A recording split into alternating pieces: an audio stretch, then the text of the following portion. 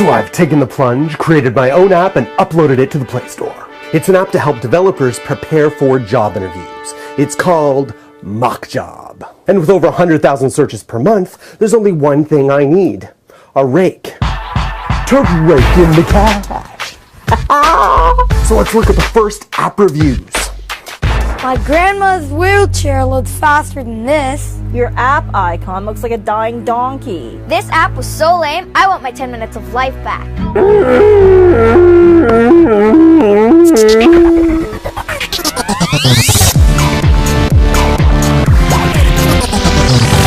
Welcome back, XDA crowd. My name is Jace, and today we continue our journey down the rabbit hole of code. And no, I did not create my own app just yet, but it is a bit of a cliche nowadays, isn't it? The story of the developer who spends a painful amount of time and energy creating what they think is a world-changing idea, only to discover that when they let it loose in the wilds of the Play Store, they are chewed up in the app reviews with 1 and 2 stars, and it just very hard to recover from that type of reputation slam. Lesson learned? Your mom, your girlfriend, and your dog do not qualify as testers. So it is my job to help you find an affordable tool to help you avoid this pitfall. And that's where I met the founder of Elusive Stars. His name is Pete Oliveira, and we talked about how much it costs, how much it works, and how you can also become a tester yourself and pocket some cha-chang.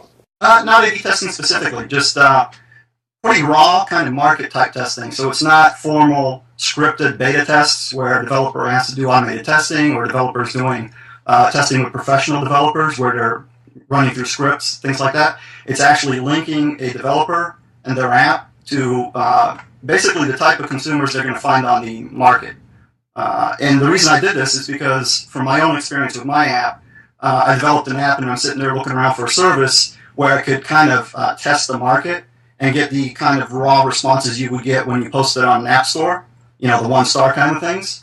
And I couldn't find it. There was 2 or 3 of them that were doing it, but those were more formal beta tests. And I wanted market experience type testing. So usability testing from a consumer perspective, I wanted real users and real devices, and that's what we provide.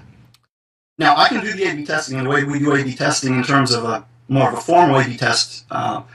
You can set up 2 tests, have 2 apps, and run it through those different groups, and then compare them.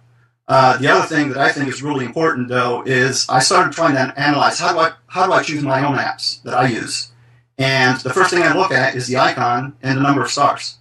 So therefore, the name Elusive Stars is all about, you know, how do we help developers increase the number of stars they have, and then start targeting things that are important to them in terms of marketing and finding app acquisition, basically.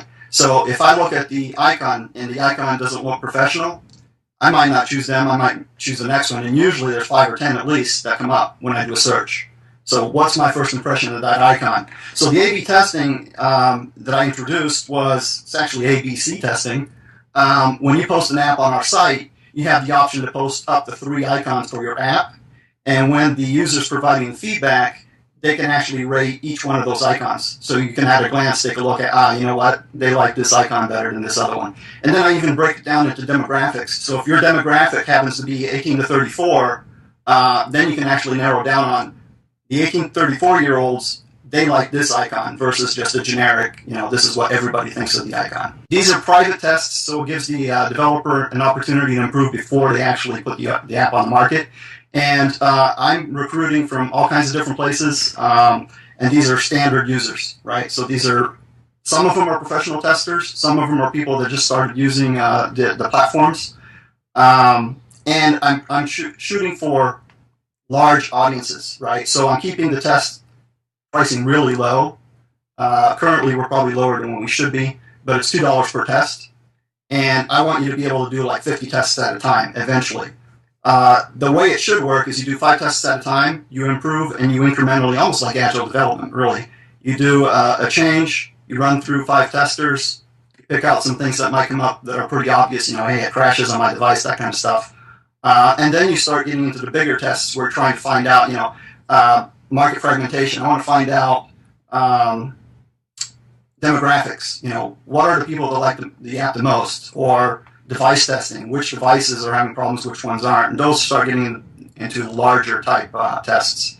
But the idea is you start out, you increment quickly, just like you would through Agile programming, and you get that feedback that you can improve. And these are all private. Now, what I just launched this week was the ability for you to make it public when you reach a certain level. So if you have at least 10 testers and you receive a 4 stars or above on my site, again, internal, private, your eyes only, you actually get a button that you can click on and create your own landing page on my site because you've gotten a certain level of high ratings.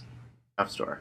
Yeah, I mean it's a cruel place to be. Yeah. I've seen so many 1 stars that really are just it didn't work on that device, or things that are really difficult to fix because it's just you have a very wide audience. I saw one app get a 1-star rating because the app was in Chinese. Well, it tells you right in the description it's a Chinese app. Yeah. But somebody still slammed them for being a Chinese app and gave them 1 star. Yeah, and it's what incentive do testers have to test with you? Yeah, I actually pay out the testers. So the testers are paid a percentage, and I'm really using crowdsourcing as a model.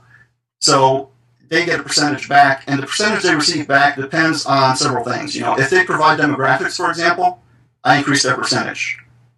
If they invite their friends, I increase their percentage.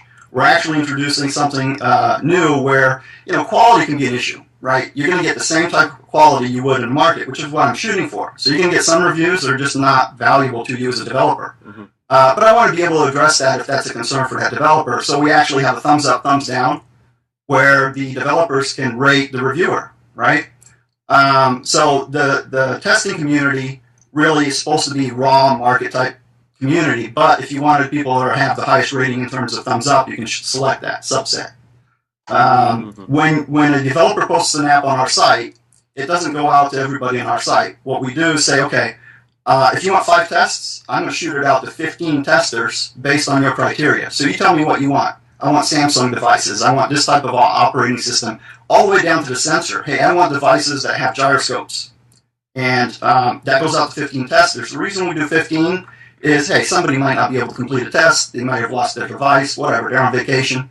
So that way you get a 3x on the visibility of the app as well. So if you wanted to get high visibility, you do a 50 tester project, it goes out to 150 different testers. And then the first 550 to finish it are the ones that get compensated. Yeah, the first step is obviously sign up. Sign up is like 30-second deal. I don't ask a bunch of info. And then you post your app. And the posting process requires you to upload or link to the app site. So if you're already on the market, you can still use that. But usually what happens is you're going to upload your IPA or APK file to my site. It's on S3 storage and it's encrypted. And when I send out links, those links have timeouts, right? So there's that type of back-end process. But you upload the app. You tell me how many testers you want. You specify either system or demographic information. And once that process is completed, so you check out, the notification goes out to the testers. At that point, the testers have the ability to download the app, test it, and then they also have a review link. So the review is not just a generic, here's the 5 stars overall. It actually breaks it down into several different categories. So it might be usability, it might be ease of learning, the icons, like I mentioned before, how good is that icon? So it gives you the ability to narrow in on which area maybe you should improve on.